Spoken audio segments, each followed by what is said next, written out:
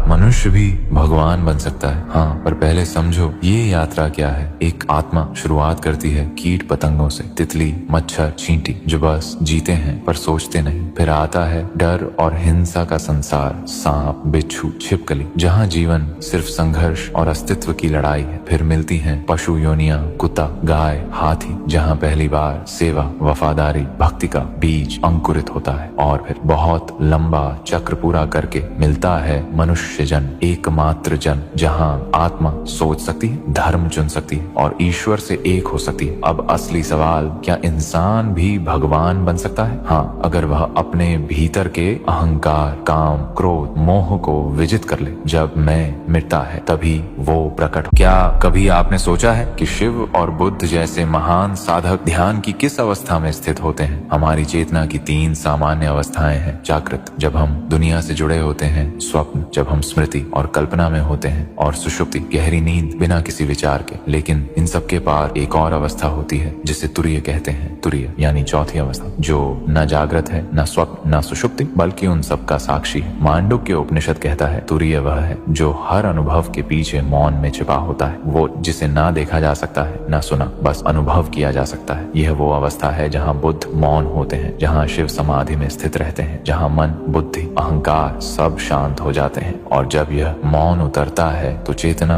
अमृतम बन जाती है, शिवम, शांतम, अद्वैतम। लेकिन इस अवस्था तक पहुंचने के लिए पहले अपने अस्तित्व का अहम छोड़ना होगा, खुद को उस अनंत में सरेंडर करना होगा जहाँ मैं नहीं, सिर्फ वह है। तो अगली बार जब आप ध्यान में बैठें तो सिर्फ शांत न हो, बल्कि उस मौन को सुनने की कोशिश करें जो तीनों अवस्थाओं के पीछे हमेशा मौजूद है।